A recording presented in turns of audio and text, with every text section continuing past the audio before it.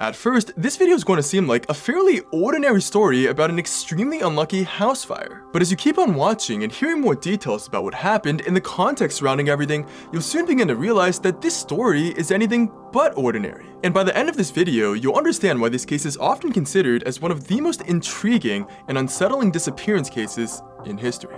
Welcome back, guys. My name is Andy Jiang, and this is Hidden Stories.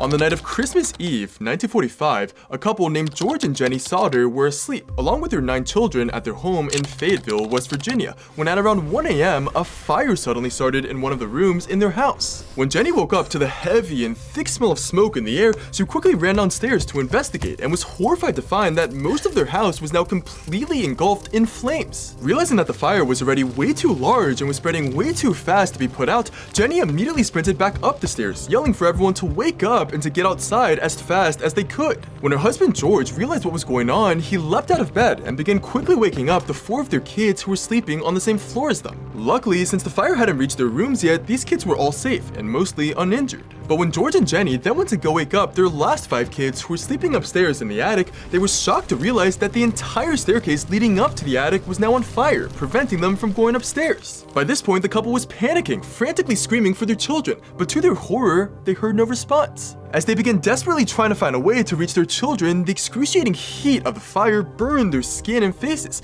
and they soon realized that it was futile. They had to get themselves and the 4 children that they did have with them outside first, or they would all die. As such, George and Jenny quickly rushed outside with these 4 children, bringing them to safety. Then, while Jenny ran over to a neighbor's house to call the fire department since their phone was for some reason not working, George sprinted back inside their house to rescue their 5 remaining children. But since the fire had already spread so far by this point that he couldn't even get upstairs, he had no choice but to come back out and try to find another way in. After badly cutting his hand trying to break into a first floor window, George immediately ran over to grab the ladder that he always kept resting against the side of the house, hoping he could use that to reach the attic instead. But to his surprise, even though he could have sworn it was there just the day before, the ladder was nowhere to be seen. With no time to just stand there and wonder what had happened to it, George then frantically dashed over to his trucks, thinking that he might be able to drive one next to the house and then use it to climb into the attic window. But to his incredible frustration, despite both of his trucks working perfectly fine just earlier that day, for some reason, neither of them would start. And when George then, as a desperate last resort, ran over to go grab the barrels of water that he kept next to the house to try and extinguish some of the fire, he found that he couldn't do that either since the water was now frozen solid. With every plan that he had come up with to save his remaining 5 children just refusing to go his way, George had no choice but to just sit there and wait and hope that the firefighters would be there soon. But to his horror, when Jenny finally returned, she frantically told him that although she had gone to 2 different neighbors' houses, for some strange reason, their phones couldn't connect to the fire department either, just like the phones inside their own house. As such, they now had to wait as their neighbor drove down to the fire department in person and informed them about the situation that way. But by the time the neighbor had arrived there, it was already far too late. Around 45 minutes after the fire first started, George, Jenny, and the 4 children who had managed to escape with them watched in devastation as their entire house burned to the ground, leaving 0 sign of life behind. Incredibly, although the fire department was located just 2.5 miles away from their home, firefighters somehow didn't actually arrive to the scene until 7 entire hours after the fire began, at around 8 a.m. the next morning. Apparently, this was because of a whole bunch of different reasons, including the fact that it had been Christmas Eve and the fact that the fire department was low on manpower due to World War II. But regardless, by the time these firefighters arrived, the fire was already completely gone, and all they could do was just help look through the ashes that were left in the place where George and Jenny's house once stood. Although they couldn't find any bones or other human remains in these ashes, the fire chief, a guy named F.J. Morris, concluded that the Sauter family's remaining 5 children had died in the fire, and that the fire had simply been hot enough to burn their bodies completely, leaving no traces behind. As such, death certificates were soon issued for the children: 14-year-old Maurice, 12-year-old Martha, 10-year-old Louis, 8-year-old Jenny, and 6-year-old Betty. Later, a coroner also concluded that bad electrical wiring inside the house was likely what had caused the fire in the first place. Although initially George and Jenny believed this conclusion, being too traumatized mourning the loss of their children to think otherwise, after a couple weeks had gone by, they soon began to realize that something just didn't quite add up. they began to suspect that this fire had not actually been an accident, and in fact had been deliberately started by someone who was specifically targeting their family. Not only that, they began to suspect that whoever this person was, he or she had set the fire as a distraction to divert everyone's attention away from their true goal, which George and Jenny believed was to kidnap the Sauter children. In George and Jenny's eyes, that was why not a single trace of their children's bodies had ever been found in the ashes. It was because their 5 missing children had never been in the fire in the first place. They had been taken away alive. The more they began to reflect on the strange events that had occurred right before and during the fire, as well as the strange events from the weeks and months leading up to the fire, the more they became convinced that this was 100% what had happened. And although the people around them were obviously skeptical at first, thinking that this poor couple was just coping and desperately trying to convince themselves that their kids were still alive, when George and Jenny finally shared the full side of their story, everyone finally began to understand why they believed what they believed. Now, before I continue with the story, this show is sponsored by BetterHelp. Something that's very important to me in the way that I tell stories is being able to capture the people who are involved very well. For each story I tell, I try my best to really just find information on what these sort of main characters are feeling and thinking at any given moment and what their motivations are. That way, you guys can really understand and put yourself in the shoes of these people, which creates for the best kinds of stories in my opinion. Now, having dived as deep as I can into so many different people and stories by this point, I've come to understand better than ever that we, as humans, make a ton of mistakes, and that it can sometimes be extremely hard and just beyond stressful in life to figure out what the right path forward is. But the one path that you can almost never go wrong with is therapy. Therapy is something that almost anyone can benefit from, not just people who have experienced major trauma. It can help you tackle any negative thinking patterns, learn positive coping skills, set healthy boundaries, and overall just help you move forward with your life with renewed confidence and excitement. And now with BetterHelp, it's never been easier to get started. One of the best things about BetterHelp is that it's entirely online, so you can get access to therapy straight from the comfort of your room. It's very easy and quick for you to get set up. It takes around 24 hours on average for you to be matched with a licensed therapist, and you can also switch therapists at any given time completely for free. Let therapy be your map with BetterHelp. You can visit betterhelp.com/hidden stories for 10% off on your first month. That's BetterHelp, HELP.com/hidden stories. Now, let's get back to the story.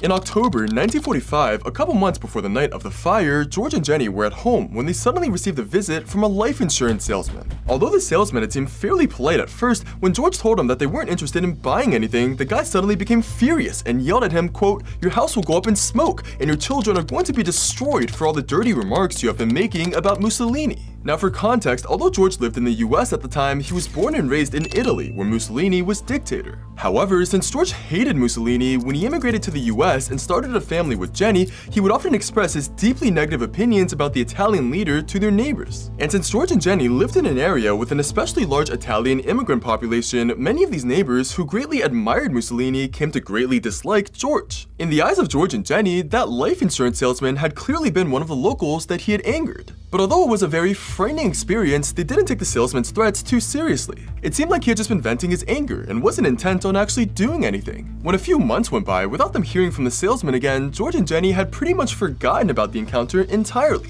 It wasn't until sometime after the fire that they finally made the connection and realized just how similar the salesman's threats had been to what actually ended up happening. And when they began thinking about it some more, they realized that that wasn't even the only time that someone had brought up the topic of a fire starting at their home. Not too long after the visit from the salesman, George and Jenny were once again at home when they received another visitor, a stranger who was seeking work opportunities. But when the man went to the back of their house to examine the fuse boxes there, he strangely warned George that these fuse boxes would, quote, cause a fire someday. Although this confused George since he had recently rewired the entire house to install an electric stove and everything should have been in perfect condition, he figured that the man was just trying to make up a problem so that he could earn a few extra dollars. However, not wanting to take any chances, George later recontacted the electric company to ask them to come take a look again, but when they did, they assured him that everything was still completely safe. And again, it wasn't until sometime after the fire that George finally realized just how strange of a coincidence it was that the coroner had stated that the cause of the fire was faulty wiring, exactly the thing that random stranger had been warning him about.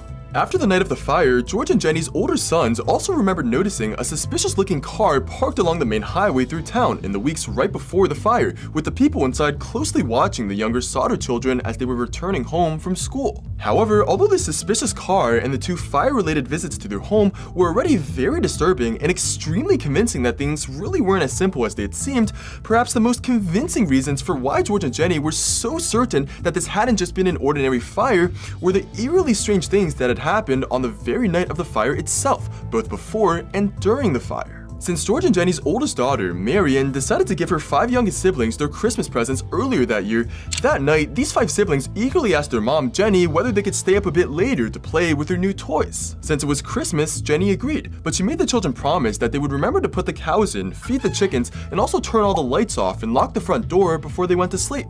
Then, Jenny went off to bed herself, having no idea that that would be the last time she would ever see any of those children again. Some time after Jenny had fallen asleep, she was suddenly jolted awake by the sound of a phone ringing. Since by that point it was already past midnight and their household normally never received calls at that hour, Jenny was very confused. When she went to answer the phone, a woman with an unfamiliar voice came through the speaker, with the sounds of laughter, clinking glasses, and talking in the background. Since this woman was asking to speak with someone whose name Jenny had never heard before, she became even more confused. And when Jenny told the woman that she didn't know who she was referring to, the woman suddenly laughed nervously and told her that she must have gotten the wrong number before hanging up.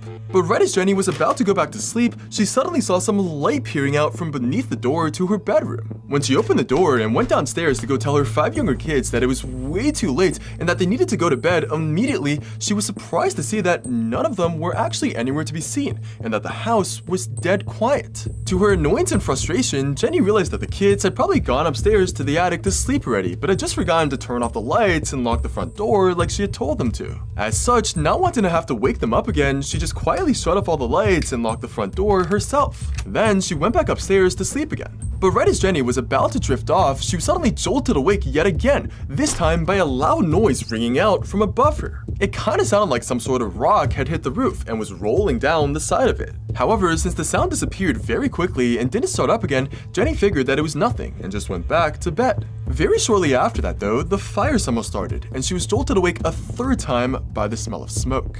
Now, when the coroner had first told George and Jenny that the fire had been caused by faulty wiring, they thought it was possible, so they didn't question it. But a couple weeks after the fire, when one of their kids suddenly came across a hard, dark green rubber object in the ruins of their home that looked like some sort of firebomb, they quickly started putting 2 and 2 together. The strange sound that Jenny had heard that night had probably been someone throwing the firebomb onto their roof, which made sense since the fire had abruptly started soon after that. And when a local bus driver also came out and said that he had seen some people throwing what looked like, quote, balls of fire at the Sauter's home on the night of the fire, George and Jenny became even more certain that this had been a targeted attack. In the weeks and months after the fire, the sheer amount of evidence supporting this just seemed to keep on growing. First, immediately after the fire, there were several reported sightings of the missing Sauter children, including a local claiming to have seen them in the back of a car driving away while the fire had still been ongoing, as well as a woman from a neighboring town claiming that she had seen the children eating breakfast at a hotel with some unfriendly-looking Italian men. Next, one of George and Jenny's neighbors claimed that shortly before the fire, they had seen a strange man with a block and tackle near the Sauter's property. Since block and tackles are often used for removing engines from cars, that could have explained why both of George's trucks had suddenly stopped working that night.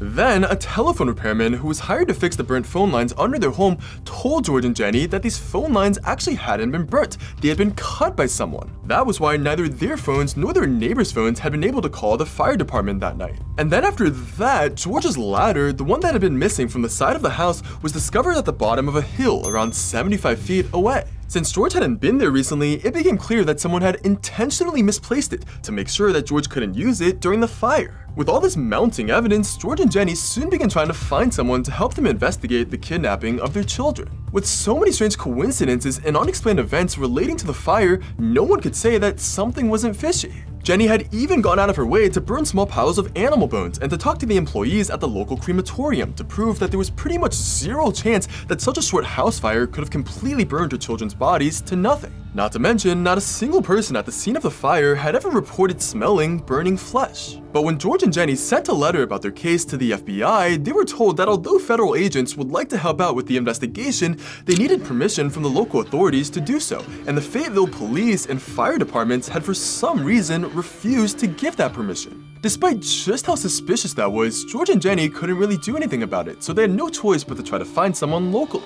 As such, 2 years after the fire in 1947, they hired a private investigator named C.C. Tinsley to look into everything. And shortly after C.C. began his investigation, he uncovered 2 more highly suspicious details in the case. The first detail was, for whatever reason, the life insurance salesman who had literally threatened to burn down George and Jenny's home had somehow been a member of the jury that had ruled the fire as an accident. The second detail was that although the fire chief, F.J. Morris, had originally told George and Jenny that no remains of the children had been found, there was a rumor that he actually had found something, a human heart in the ashes of the fire. Although the first detail was extremely shocking, the second detail was just too strange to ignore, and George and Jenny needed answers. So they, along with Cece, decided to go confront the fire chief about these rumors. When they arrived, Fire Chief F.J. Morris admitted that it was true that he had found a heart at the scene, but said that he had placed the heart inside a metal box and buried it in the ashes. When George and Jenny asked him if he could show them where the heart had been buried, the fire chief agreed and led them back to the spot, where they then dug the metal box up.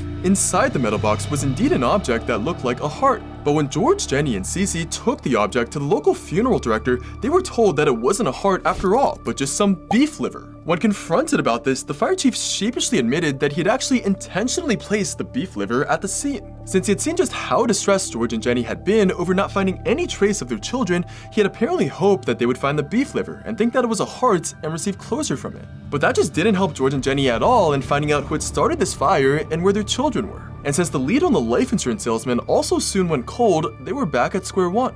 In August 1949, 4 entire years after the fire, George and Jenny decided to hire a pathologist named Oscar Hunter to do a deeper, more thorough search of the dirt at the site of the fire. Now, the reason that they did this was because an extremely detailed search had never actually been conducted. Although the fire chief had told George and Jenny right after the fire to leave the ruins of their home undisturbed so that the firefighters could come back and conduct a more detailed search later, George and Jenny were so traumatized from the incident and from losing their children that a couple days after the fire, they simply could not bear the sight of their destroyed home anymore, so they had the entire area bulldozed over with dirt to convert it into a memorial garden for their lost children. As a result, since George and Jenny obviously had their reasons to not trust the first search that the firefighters had done, they now decided to look into it on their own. This turned out to be a really good idea, since as the pathologist was excavating the dirt from the site of the fire, to George and Jenny's shock, he found several small bone fragments that were determined to be human vertebrae. But when these bone fragments were sent over to a specialist, it was determined that they were all actually from just a single person, and that the age of this person should have been around 16 or 17 years old. Since the oldest of George and Jenny's missing children had only been 14, it was extremely unlikely that the bones belonged to any of them. And when it was discovered that none of the bones showed any sign of exposure to flames either, it was concluded that they had likely just come from the dirt that George had used to bulldoze the site of his home. But although the bones themselves hadn't been too helpful to the investigation, the news of their discovery soon began to attract national attention to the case of the missing Sauter children. This was so much so that the West Virginia legislature actually decided to hold 2 hearings on the case the next year in 1950, and the FBI even decided that it actually did have jurisdiction over the case as a possible interstate kidnapping and began helping out with the investigation. But although for possibly the very first time, things finally seemed extremely promising for George and Jenny, unfortunately, it wouldn't last. After 2 long years of chasing leads and coming up completely empty-handed, the FBI decided to drop the case for good, believing that it couldn't be solved. Similarly, the West Virginia governor and the state's police superintendent also told George and Jenny that the case was quote-unquote hopeless before closing it at the state level as well. 7 entire years after the fire, George and Jenny were still nowhere closer to catching the people who had set the fire and to finding their kidnapped children.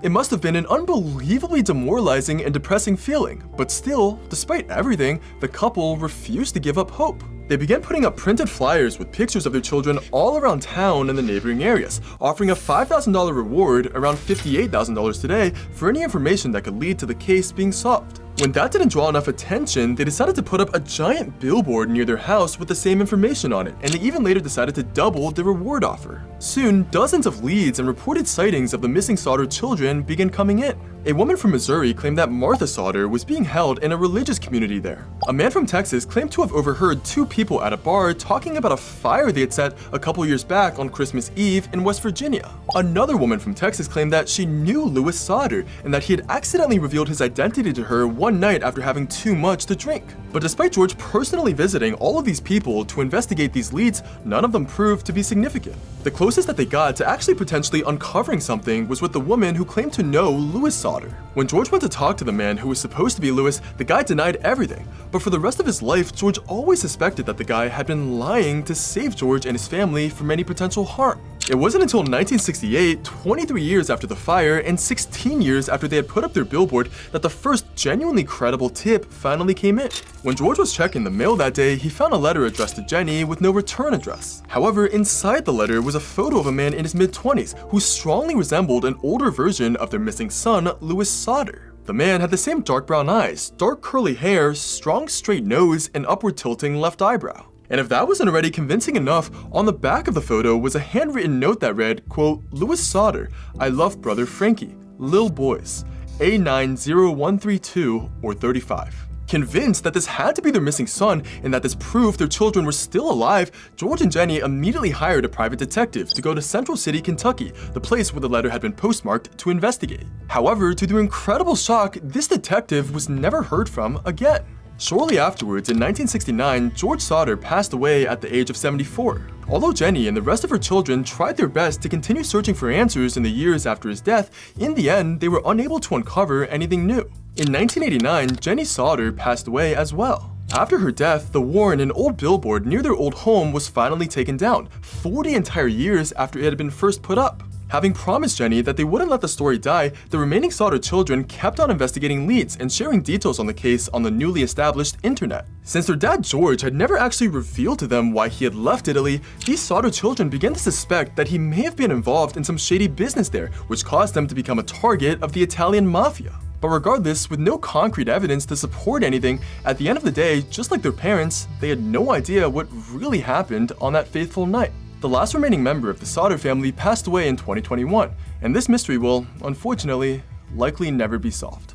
Take care, guys, and I'll see you all next week.